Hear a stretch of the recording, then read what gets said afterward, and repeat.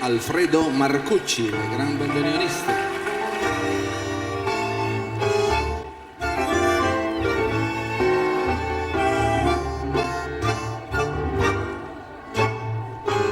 En général, je joue la musique par cœur.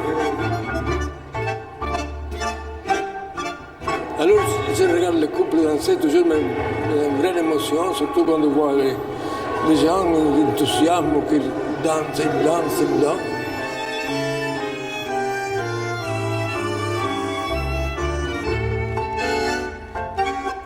Mon père achetait un bandoneon quand j'avais 7 ans et j'ai commencé presque directement. D'abord, j'ai joué avec des orchestres d'enfants. 12 ans, j'ai joué un mois dans un café au centre de Buenos Aires. J'ai appris plus en jouant avec les autres qu'une étude méthodique à la maison. Les années 40, c'est l'époque des grands compositeurs, parmi eux son oncle qui lui permet d'intégrer son orchestre comme professionnel dès 15 ans. Il enchaîne les contrats avec d'autres orchestres prestigieux du moment et à 26 ans, il est engagé comme 3e bandoneoniste par Di Sarli. Là, j'ai appris à jouer le tango. Moi, je pensais que je connaissais déjà tout, parce que je faisais la difficulté technique, les dominer, mais l'expression, les nuances, le rythme, le vrai rythme, alors parce qu'on jouait chaque jour, hein. On jouait dans la radio, dans les nightclubs et les disques. Toutes les semaines, on enregistrait. Changement de style. Fin des années 50, la fièvre du tango décline, Marcucci reçoit une proposition de Los Paraguayos. C'est le début de nombreuses années de tournée à travers le monde entier. L'Europe, l'Union soviétique, le Moyen-Orient, en passant par le Groenland ou le Kenya. C'est plus facile de dire dans quel pays je n'ai pas voyagé. Des tropiques à la Belgique, il n'y a qu'un pas.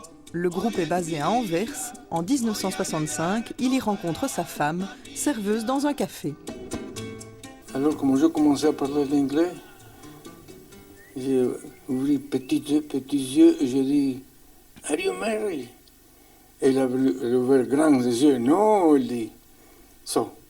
Alors, ça a commencé les romances. Et ça continue encore après 44 ans. La vie de famille est difficilement conciliable avec les tournées qui s'enchaînent. Alfredo veut voir grandir ses enfants. Il se fait embaucher à l'usine et devient salarié à 46 ans. Mais plus tard, je ne sais pas comment, le tango est revenu. L'année 82, j'étais encore à la fabrique. Dirk Manesbroek et Masondo, un musicien de l'Argentine qui est venu. Il voulait faire un trio. L'activité musicale de Marcucci est miraculeusement relancée.